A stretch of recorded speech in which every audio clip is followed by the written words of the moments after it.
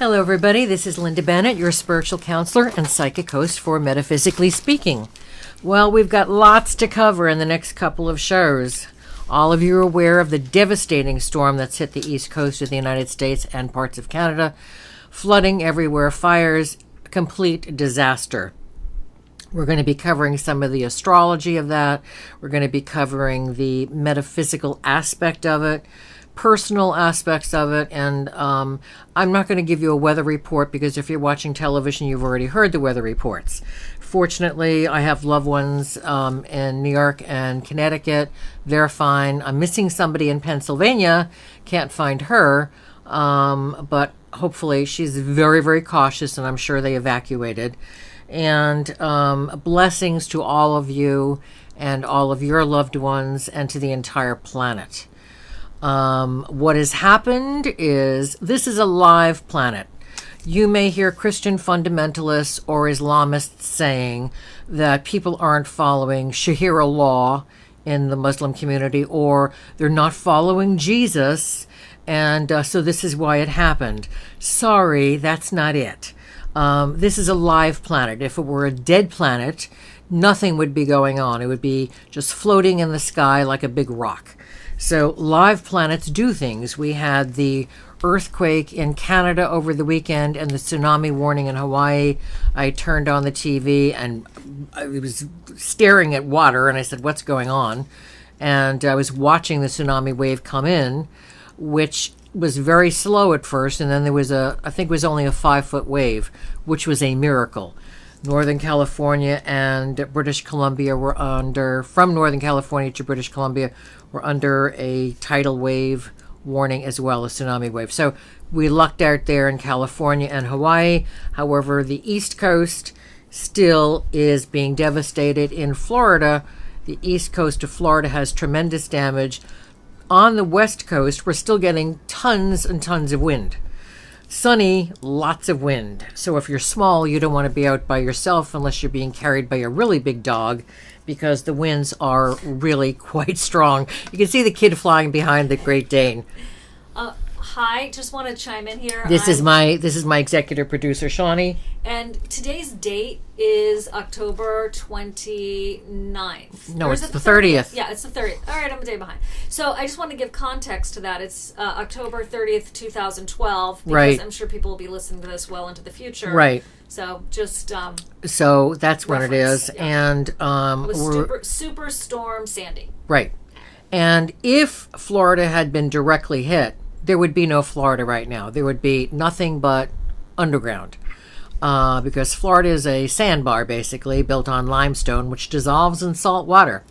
So it's extraordinary luck we've had in Florida, but we're going to cover that because we're going to be talking about the power of prayer and the power of just one person's thought patterns.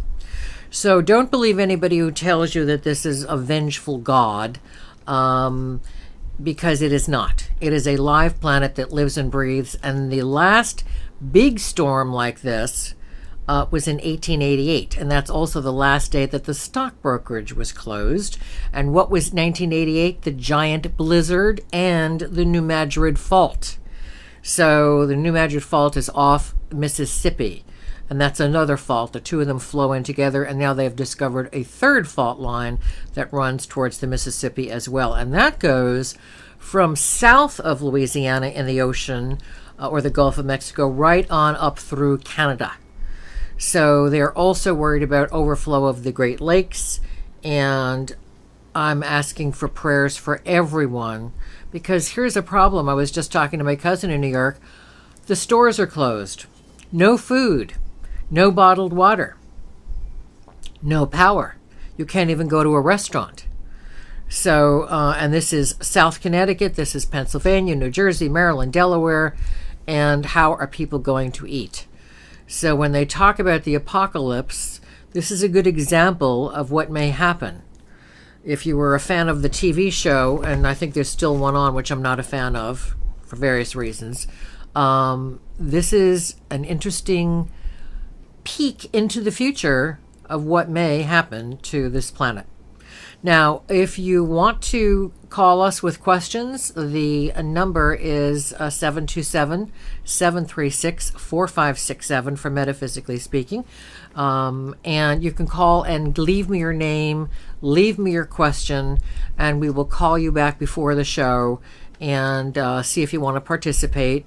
We have already alerted several people. We've got several callers waiting online right now. And also, you can leave your questions on Facebook. It's Linda Bennett on Facebook. Please go to YouTube and like Metaspeak or Metaphysically Speaking. You can search Linda Bennett and like the page there, because then that's going to give us more visibility on YouTube. But there's tons of radio shows, and Linda's older television shows there, still full of action-packed information. We've got a caller right now. Yes, wait, before we take the caller, I was reminded that before the election, and they were telling me this, and I was looking at them like they were crazy. What are they talking about, Bush and Gore? And apparently somebody called my show and said, who's going to win? I said, well, if they count all the votes, Gore will win, otherwise Bush will be in the office. Well, people are saying the hanging chads. Forget the hanging chads. There are entire precincts, Democratic precincts, in the state of Florida that were never turned in. And others said, when questioned, oh gosh, the machines didn't work magically in a Democratic precinct.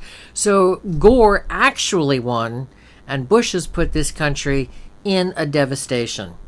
That is why we have trillions of dollars of debt, because of being in a war for 10 years, or 8 years, or whatever. Yeah, 10 years, because it started with Bush, and it's been dragged over into President Obama's administration.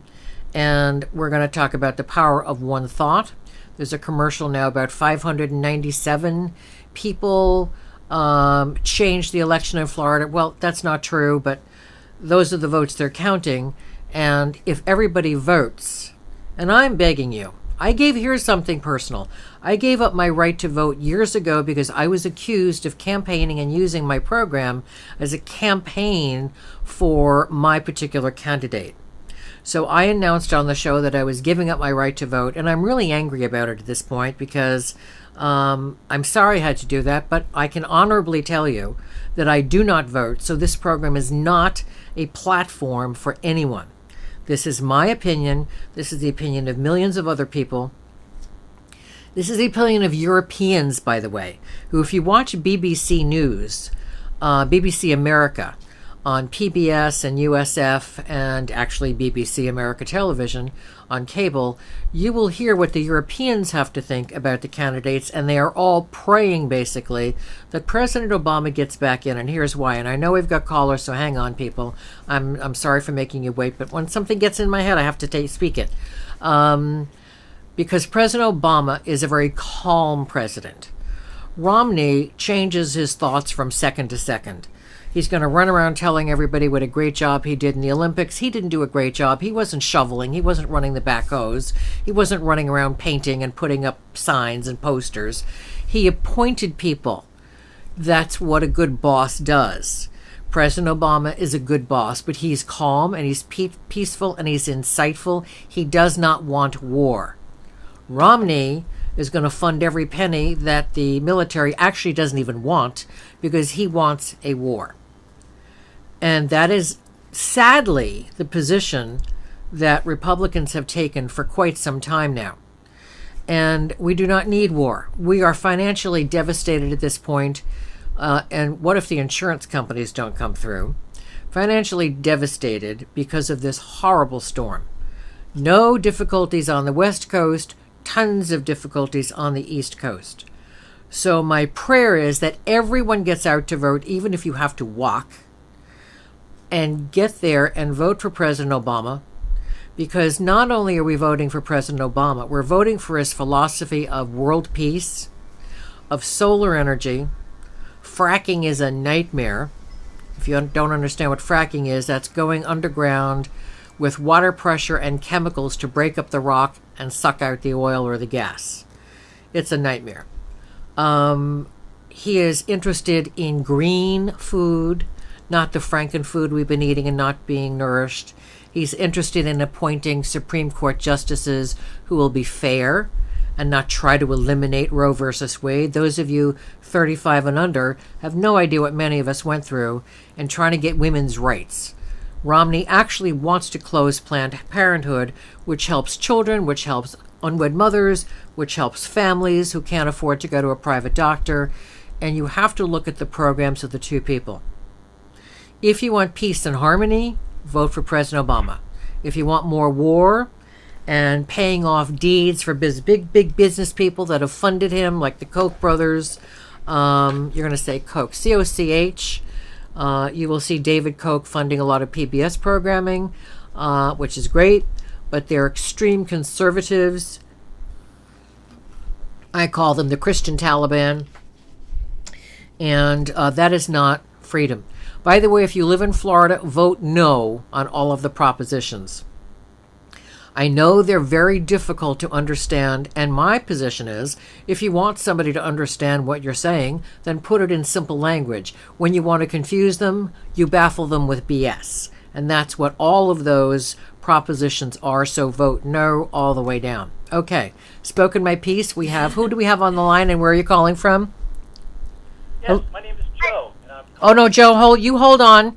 Who do we have next? Oh, you're sticking that in my face. Oh. Who do we have next? First, rather.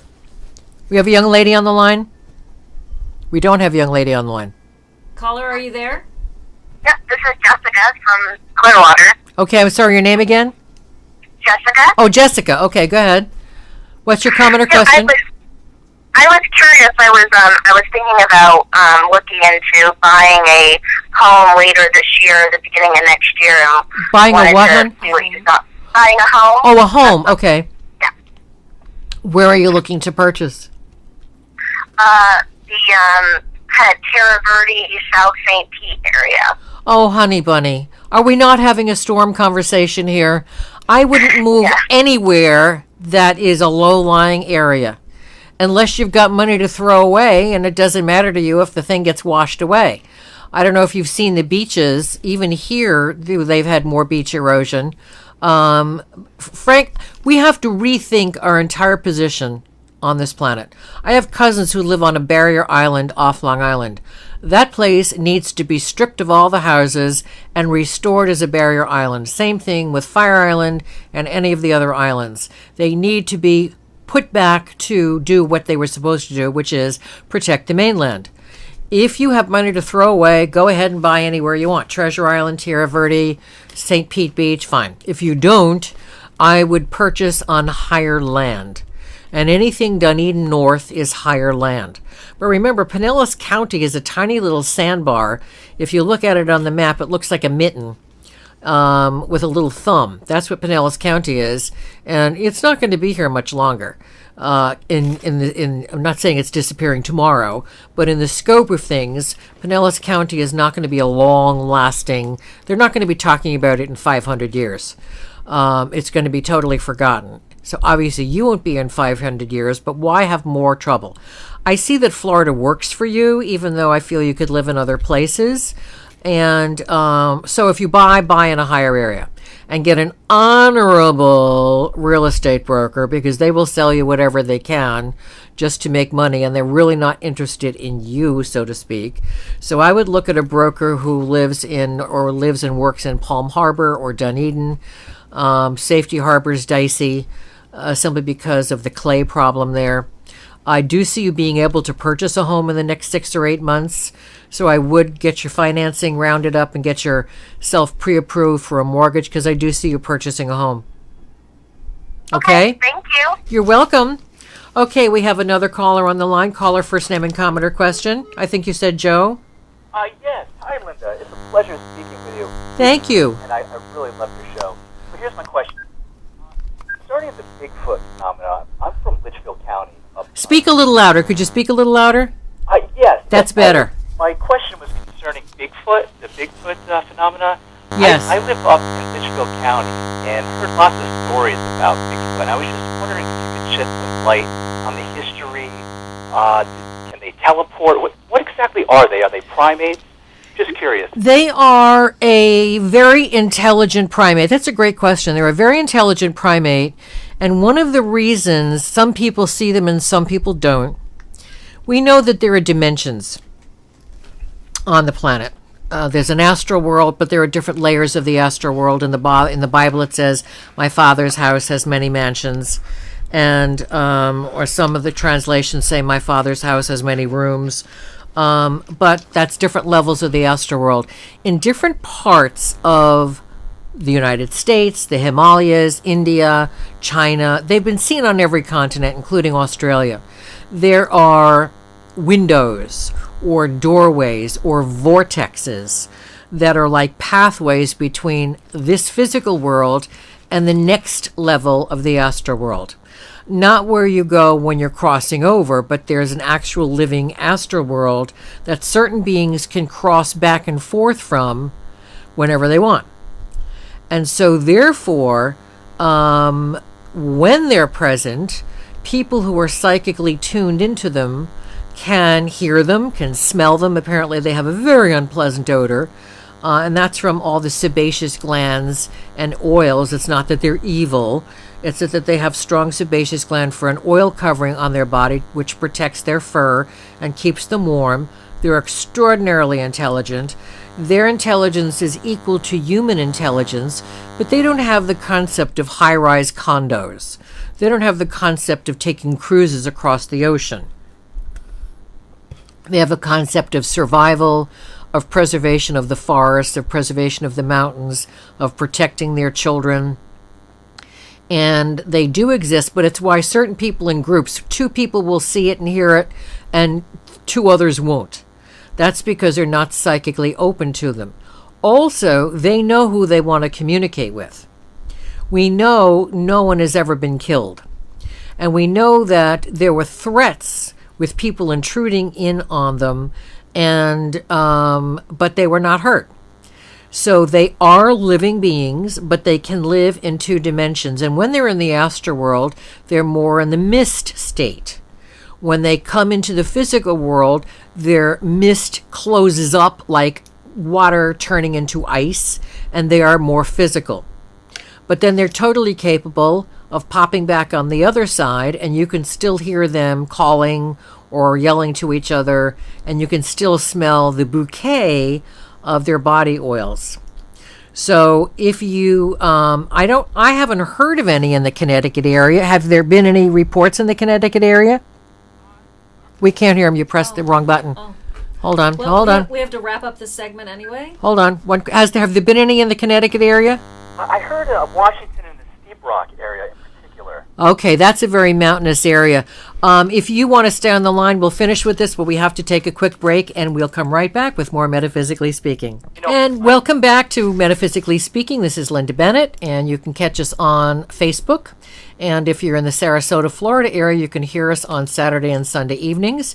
And so people type in metaspeak.com on Facebook, or what do they do? If you go to the World Wide Web and just type in metaspeak.com, into Google, you will see Linda's Metaphysically Speaking universe, and it'll take you right to the YouTube channel. Please like our YouTube channel. It'll really help us out a lot. Leave your comments on Facebook. Yeah, we want to hear what you have to say. Yeah. So we would appreciate that. Linda Bennett, Metaphysically Speaking. Okay, and we still have Joe on the line. And so you were talking about Washington, Connecticut, and that is a more mountainous area. So tell us, you were telling us that you, when we were on the break, that you camp up there, or do you go hiking up there? Okay, so tell people what you were saying to me. Sure. For the last 30 years, I've gone there, and it's just, there's a therapeutic, I don't know, there's a presence there. I love going. I'm gravitated to that. I don't know what it is, but every time I go, I feel as though I'm being watched, and I've never seen any type of animal aside from a few birds hang out there. I saw a deer for the first time last week, and that's in over 25 years. Right. Never seen squirrels. I've never seen a fox. I've never seen a chipmunk. It's just dead silence. And for some reason, I feel like I'm being watched. Okay, here's a question on the being watched thing. Do you feel like it's animal watching you because there were wolves in that area? Or do you feel like it maybe is a Sasquatch? I feel like a Sasquatch. I just feel like there's a lot of vortexes up in that area. I'm very much into the paranormal, and it's an energy, and I feel that energy. I don't feel as though it's an animal. Well, let me tell you that if they did not like your soul, They would make you so uncomfortable and feel so frightened and threatened that you would run out of there faster than a bunny rabbit on fire. So obviously they have souls, just like we have souls, just like pussycats have souls, and canaries and elephants and trees and flowers. So they sense your soul, they see your aura, and if they didn't know that you were a good soul, you would be so fearful. I mean, people literally have run down mountains. They have literally jumped off cliffs. They have literally run screaming out of the forests because they were so terrified. Now, some people are terrified of everything.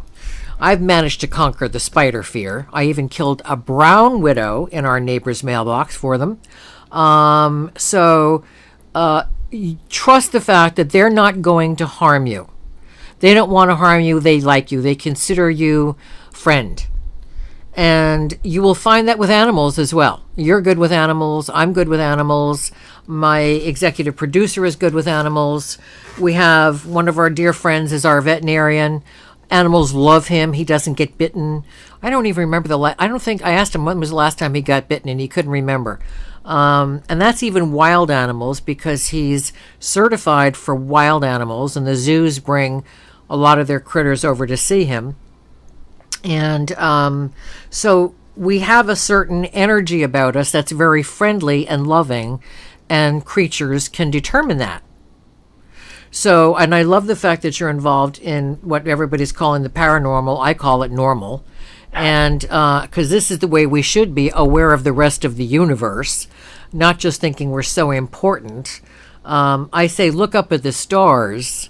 Especially, what we have here is cardinals trying to get into my meditation room office. You hear that scratching? Yeah, those are the cardinals. Yeah, Bennett, do you have time for another question? Yes, I do. Between the wildlife and your questions, we're fascinated today. Oh, well, thank you so much. It's an honor being on your show. Thank you. I've had a lot of contact ever since I was a child, and I can remember from 5 years up until now, and I'm 40 years old, it's been an ongoing thing.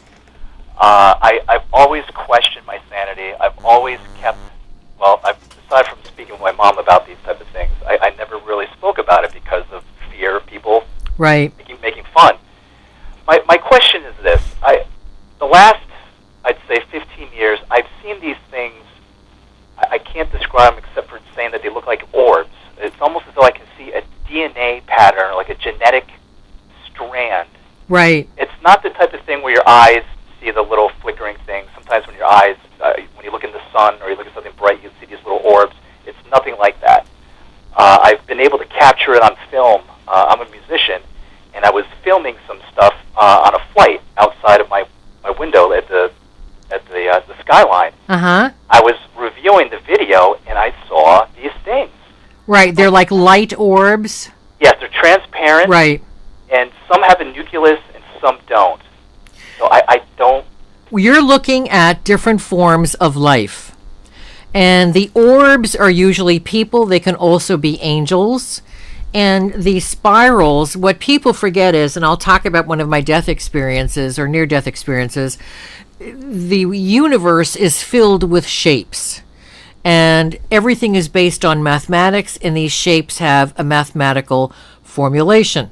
There's something called a dodecahedron. I have a copy of it right here behind my picture of my little pussycat. And it is a six-pointed star within other stars. And if you go online and type in dodehadran, dodecahedron, you will see what I'm talking about. It's a multi-dimensional form, and it's one of the most important building blocks. There's an octahedron, there's a tetrahedron. These are building blocks of molecules, of atoms, of the structure of the universe. And when I died, when I was having my appendectomy, because I cannot have any type of inhaled medication, as I was looking at everybody in the operating room, and then I zoomed up into the sky, what I saw was shapes.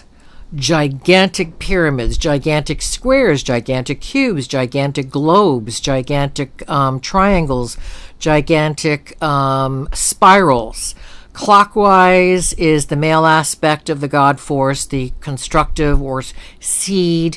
The female is the counterclockwise, and that is the inward energy, the manifesting energy. If you want to know the true Trinity, it's the nativity scene, the Father, the Mother, and the Child. So the spirals are living energy and living beings. And so you are opening yourself up more to the spirituality of the universe and of nature. I see those things a lot when I'm meditating and also when I'm outside. I have a beautiful garden in the back. I don't do exercises. I just haul bags of mulch and dig holes and plant trees and bushes. And if I'm sitting quietly to rest and I'm sipping my tea, I'll start staring at something. It could be my statue of Buddha. It could be a statue of Mary. It could be a particular flower. And I will see these shapes forming right in the flower or in the branch or on the Buddha or Mary statue. So people are capable of doing this. They're just afraid. They're just afraid that their preconceived notions will be blown to shreds because they didn't hear about it at Mass or at temple or at synagogue. And everyone is a spark of the divine energy. And when they're comfortable with that, then they open their third eye, which is the universal eye, which is the God's eye. And they're capable of seeing the things and knowing that we are part of something much larger. So I am thrilled. Do you want to ask him a question? Yes, I have hi, it's Shawnee, executive producer here of Metaphysically Speaking. I have a question that's adjacent or tangent to what our caller Joe is talking about that also ties in with the Superstorm Sandy that's just happened this week. How have the UFO energies, which I know is one sort of species, and also I'm interested in how the angel energies and then nature spirits, how did they help to dissipate this huge storm system, for example, from being even more catastrophic? Yeah, I was telling people that over a week ago they were talking about 3 little systems out in the ocean that were just going to burst and disappear and go away. And I said, I'm not so sure about that. And then as it got closer and closer and started forming together, I said, oh my God, we're in for a storm.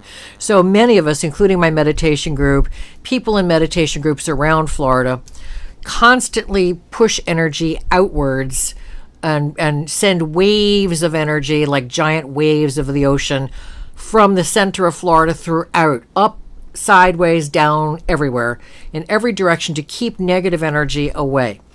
And as I said earlier, if the storm had hit Florida completely, we would have been completely wiped out. So that is what humans were doing, but also the damage was supposed to be far worse. And believe me, I understand.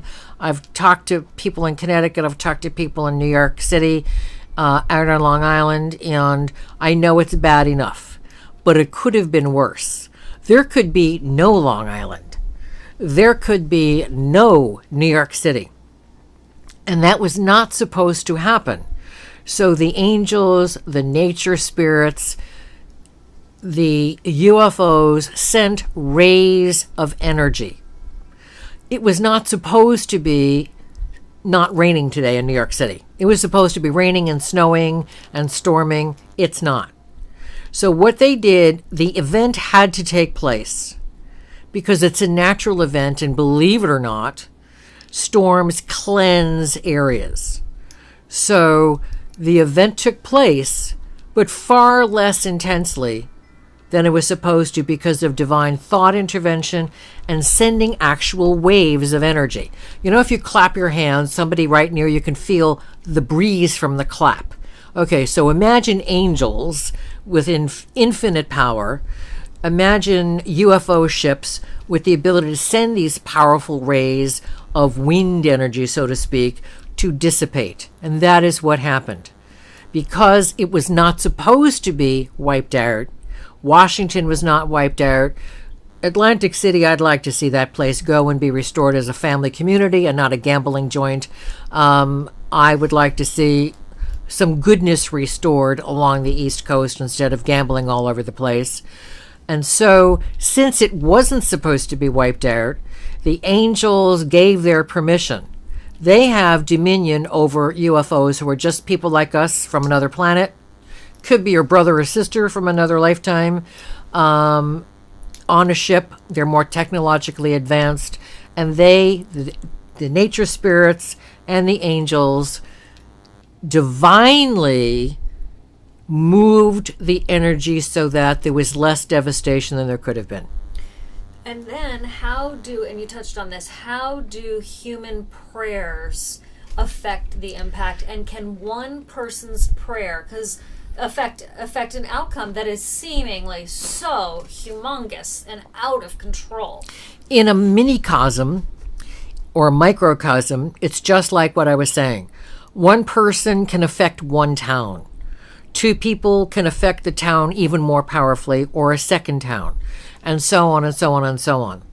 And so therefore, the more people who are praying for goodness, not just, oh gee, I want to win a car on the Oprah Winfrey show, but more people who pray and visualize calmness in an area, good weather, safety, and asking for divine intervention, that can make a huge difference. You've got to know that people were praying up and down the coast of the United States, and so therefore, that is cooperation with the angels and the UFOs. Some people say, well, just ask Jesus and it'll be done. No, we have a responsibility here to protect our own planet. We've done a bloody poor job.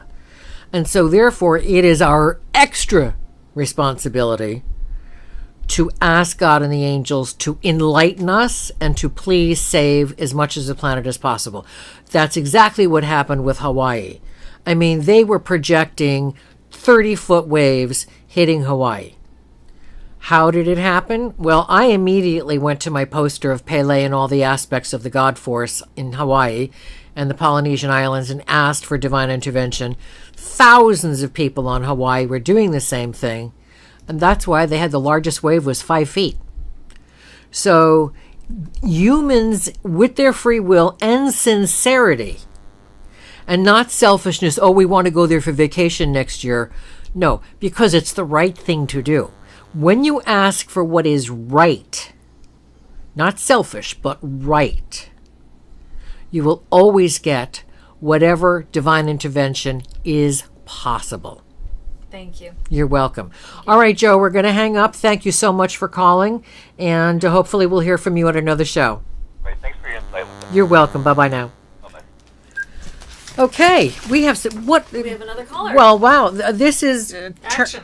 This is action. I was very sad and depressed, but very happy when I heard that my cousins were okay, and so I'm a lot more cheerful now because we're getting some really. You guys are asking some really good questions. Plus, wait a minute, there are shows, the Ancient Aliens on History International is on one whole night. Then they have shows on Sasquatch. They have shows on the Sargasso Sea, which is the Bermuda Triangle, and how it's exactly opposite polar. If you cut right through the world, you will wind up in the south of Japan. And that's another place where the same kind of phenomena takes place, where things disappear. Yes, we know there are things that go wrong with idiots that go out on boats that don't know how to operate them, but there is a tremendous amount of unexplained activity. By the way, quickly, my vet asked me to remind people, Halloween obviously will be postponed until the weekend. Don't let your children stay in these costumes for very long. Have them wear some clothes underneath because these were made in China. And as we know with the dog food and some cat food several years ago, there was lead and all kinds of heavy metals. The costumes are made like garbage. Don't let your pets sit on them. You know how like your cat wants to go sit on what you've just been wearing? Pardon me. Don't let your cats or dogs sit on the costumes. Don't let your cats or dogs sit on the Christmas tree skirts. Don't let your cats or dogs sit on ornaments or the garland. And don't give them chocolate or candy. Their little bodies are not designed to handle a Hershey bar. I'm a chocolate lover. I have chocolate in my house. My cat never goes near it. She doesn't even get close enough. So therefore, please take care of your children and your pets. And callers, stay on the line. And as a public service announcement, be sure to make sure that you get a dental exam for your kitty cats. Absolutely, because people do not take care of their cats. My cousin Janice was saying that she was astonished at how many people were bringing their cats and dogs in, not in a carrier. Have a carrier for each pet. I had a giant carrier for 2 cats years ago, and I moved from Connecticut to Florida, and I gotta tell you, they were punching each other out for a while, and then they calmed down and looked at each other and stared each other down, and then the next thing I know, they're cuddling, sleeping soundly in the backyard, all back of the car, all snuggied up. But you must have a carrier for your cat or dog. It'll protect them in the car if you have a car accident. And also they'll be safe as you're transporting them. Don't tell me your cat never jumps out of your arms, because that'll be the one time. It just takes one time. And take care of your cats as well as your dogs.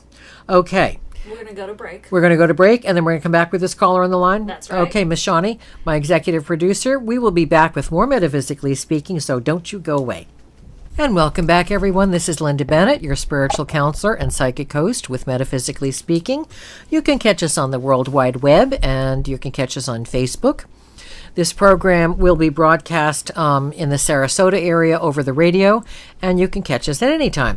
One of my wonderful students has gathered a bunch of my old television programs and put those on the air for you, so you can see me and see some of the guests we've had. And you can catch all the radio shows we've done. What are you doing? Type in archives or something like that?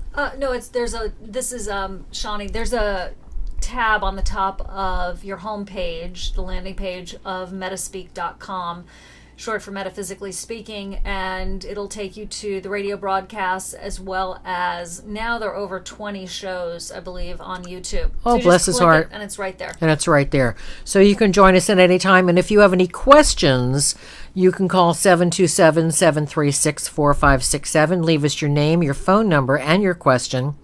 And I will call you to screen you, and then we can have you on the show.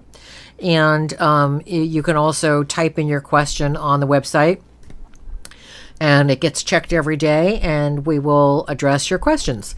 You can ask anything you like, and personal. If you're going to ask a personal question, you also must include a metaphysical question. And if you're questioning, well, you should sell your house and move back up north, where north? The entire climate has changed. I can't remember his name, but the number one Christian fundamentalist naysayer of climate change changed his position about 2 months ago, made an official statement, and it was, yes, I apparently was incorrect, and we are undergoing climate change. So be thoughtful about where you want to relocate, wherever you're living. Okay, we have another caller. Caller, first name and your comment or question. It's Karen. Okay. And first, I'd like to thank you for I'm so thrilled to have the unfettered access to your wonderful teachings on metaphysically.com and the YouTube. You. And so kudos to your executive producer and your others, because I know it's been a real long haul for you. Yes, and she's been wonderful. So what is your question? Yesterday, astrologically, was a very busy day, and for me, it was a very spiritual day. I had a spiritual experience that started in meditation in the morning and continued throughout the day in various different ways, and it was not information. It wasn't any new information, Linda, that I haven't had before. It just touched me and reached me on a very deeper level, not even a conscious level or super conscious, or a super conscious level versus a high, just a subconscious. In other words, you had a higher, deeper spiritual understanding of what you were getting? Exactly. Okay. And, over the years, you have, as my spiritual teacher, you have taught me to obviously be aware of your thoughts. They're very powerful. And this awakening was just observing those thoughts on a very different level. Mm-hmm. And so my question is, with the planetary alignment that's placing our planet in the center of this vast openness in the Milky Way, is it going to be a portal for us to experience higher consciousness and higher awarenesses? And as a planet, are we ever going to evolve out of the little me, I'm white, you're female, he's Jewish, she's Muslim, they're Republicans, he's gay, into a higher spiritual being? Eventually, yes. It once was, once upon a time, back in Atlantis. But here's the problem. And men, remember what I say, not all girls are good, not all boys are bad. But men tend to want to win. And men create a warlike environment. We're trying to bring peace to Afghanistan, which is not possible. It's never known peace. Iraq, these mountainous communities that are grouped together called a country have been killing each other for thousands of years.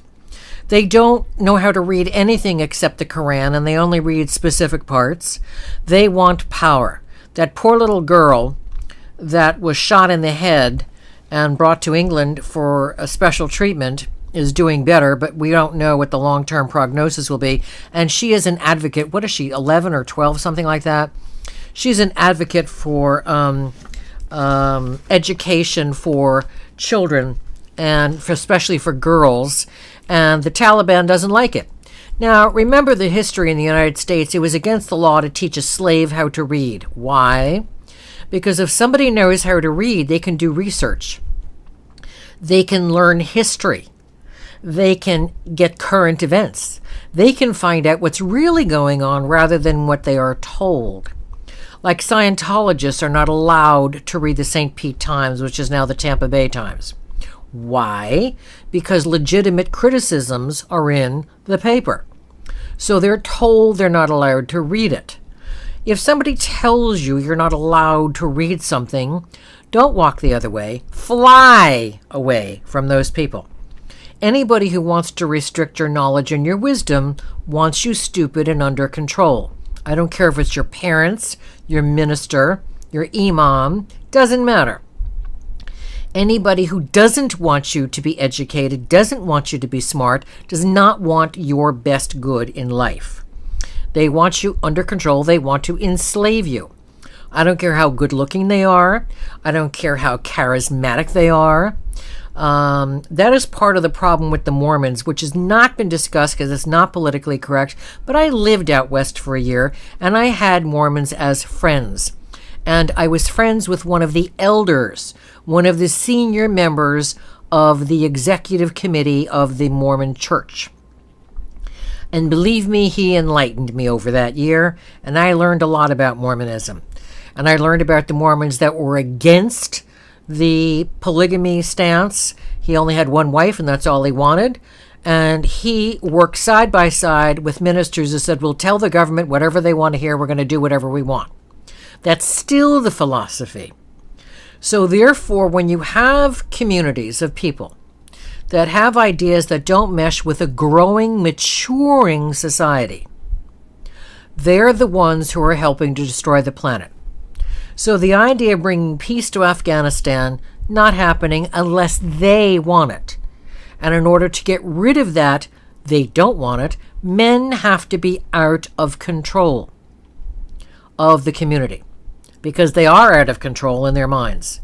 Women want consensus. They want to interview everybody. They want to see what the community wants. It takes a village. That's an African saying. It takes a village to raise a child. In many African villages, children wander from home to home, and they'll sleep at somebody's house, and everybody knows that the kid's okay because everybody knows everybody else. It takes a village to raise a community. It takes wise people who want better for their children than they have had to want a better community and a better country and a better planet. So not until people say enough already with male domination, women have to stop wanting to please men to get a boyfriend. I cannot believe that I'm still reading in the newspapers, well, you know, he's not controlling, but he won't let me talk on the phone after 7 o'clock, and he won't let certain friends come over, and he won't let me go anywhere unless I tell him where I'm going and when I'll be back, and he has to call me when I'm there. My God, what is it going to take to wake these women up? If someone is your partner, not dominating slave master, if someone is your partner, they want the best for you. And yes, I absolutely believe in telling people where you're going, especially in this crazy world where you don't know who might grab you in the parking lot. I absolutely believe in calling people and telling them, let me know when you get there and let me know when you're leaving so I'll anticipate your arrival. Because again, you never know what could happen. There could be a car accident. So I do not believe in people tracking each other down, controlling each other on the phone, or controlling what you say, because anybody who wants to control you doesn't love you. They don't even love themselves. So when humans decide they want love and respect and, my favorite word, graciousness, then men will finally come around. Women, the big deal that on the news the other day was women are now making 83 cents to the dollar for the exact same job, the exact same hours, the exact same level of education that men are making. Wow, up from 67 cents. So when people, men and women, want equality, insist upon it, and get it, when they want public education instead of this voucher system with private schools, when you approve of vouchers, people, you are taking your private funds, your tax dollars, and you're paying for somebody else to put their religious ideas, because most of them are religious schools, their religious ideas into their children's heads, and you're paying for it. You're paying for a public school education and you're paying for a private school education. When I was a kid, if you wanted to send your kids to Catholic school, you paid for it. And you got them there. You didn't expect public or the buses that brought the kids to the public schools to pick your kids up as well. So we need to stop the voucher program for education and improve the public schools, because Horace Mann, who started public education in the United States, the thing that made the United States great was everybody got a good education. Parents weren't saying, oh, they can't read this book, oh, they can't read that book. You have to read all books. You have to look at art. You have to look at music. Lang Lang was on Charlie Rose last night, and he's a famous Chinese pianist. He has a school for gifted students in China, and 10 million children in China are taking piano lessons. 90 million children are studying music. In their public schools, they have music class. Everybody goes to music class. What does music do? Well, in some ways it's a relaxation and a break. Other ways it improves your mathematical skills, and it also improves your spirit when you are playing instruments. It improves your spirit because your spirit responds to positive sounds. Now, when you're talking about the galactic alignment, Karen, we're talking about Ophiuchus, we're talking about the 13th planet, and that goes back to the female astrology, which is in China and India. And there are 13 signs. It's also the ancient Celtic astrology and the ancient Celtic astronomy, which once upon a time were the same and will be again. And what's happening is the earth is... So think of parting branches, walking through the woods, and you're pulling the branches and the brush aside, and you're creating an opening. That is what is happening, and basically we are already in it. We don't even know if this is 2012, if I've said before on the show, because we don't know when they changed from the Julian calendar to the Gregorian calendar, how many years were off. It could be 2015, it could be 2008 in real life. Whatever it is, we're looking at the sky, astronomers are looking at the planetary movements, and basically we're there already. What this is doing is allowing us to be more open. It's like opening your window and getting fresh air in. This is allowing more universal energy from more galaxies to influence Earth. And hopefully we will be influenced by the positive galaxies and solar systems rather than just the negative, because there are places that are worse than planet Earth. There are places that have more cruelty than planet Earth. There are places that are far superior and understanding and calm and graceful and gracious and peaceful. And that is what we need. Now, we have the opportunity to open the window or slam it shut and pull the drapes aside and hide and crouch in the corner. Or we have the opportunity to say, just as shockingly, the Vatican said, there could be people on other solar systems. And trust me, they're not Catholic. They're not Muslim. They're not Baptist. They're not Jewish. There could be people in other galaxies. Well, good for them, because there are. Look up into the sky and realize you are staring at galaxies, some which have expired and some which are far advanced than we are, farther advanced than we are, and have much more knowledge. They were very active on the planet in Atlantis, very active on the planet in Lemuria. And if you watch these ancient alien shows and they're talking about people from the sky, some of them were from Atlantis. Because when we knew Atlantis was going down, we looked for more advanced civilizations, some of which we're already aware of, and we populated them. Sadly, the major reason Atlantis went down, aside from the fact that there was going to be a planetary shift, was because of males battling females. When Atlantis was established, it was equal male-female energy, ruling, spirituality, etc. Again, because men are aggressive, which is too much testosterone, and they want to conquer and win and stand on top of the bodies, men took over, and we have a patriarchal society. Sadly, this is what's causing the world to blow up. If you get PBS where you are, there's a very interesting show on, it's called The Man Who Saved the World, and the second show is the Cuban Missile Crisis, which I was a kid watching that on television, and believe me, we were afraid of being blown up. So, and that actually almost did happen. For those of you who don't know what I'm talking about, October 15th, 1962, the United States discovered that Russia planted nuclear weapons in Cuba. And so, therefore, it's a fascinating program to watch. We'll talk about it on a further day, because apparently we're running out of time on this show. Two more minutes. Left. We might pick it up on the next show. But you want to watch, okay, I'll give you the titles again. The Man Who Saved the World, which talks about the commander, the Soviet commander who would not give permission to bomb the United States. And prior to that is the Cuban Missile Crisis. Fascinating to watch. Fascinating to see men at their worst and men at their best. So, Karen, when men want peace and women insist upon peace and don't give their kids war games and don't give their kids guns and give their kids meditation instruction and art and literature and science and mathematics, when they get them out of the ghetto mentality, when they get them off drugs and get them in books. I'm a big book fan. You make notes in books, not school books, but your own books. You can make your notations in books. You can go back to them. You can refer to them. You can compare them. When you read, when you educate yourself, when you get outside reading, I learned in class in school. I was an A-track and gifted, and I learned more from outside books, even though in high school we were working with college-level books.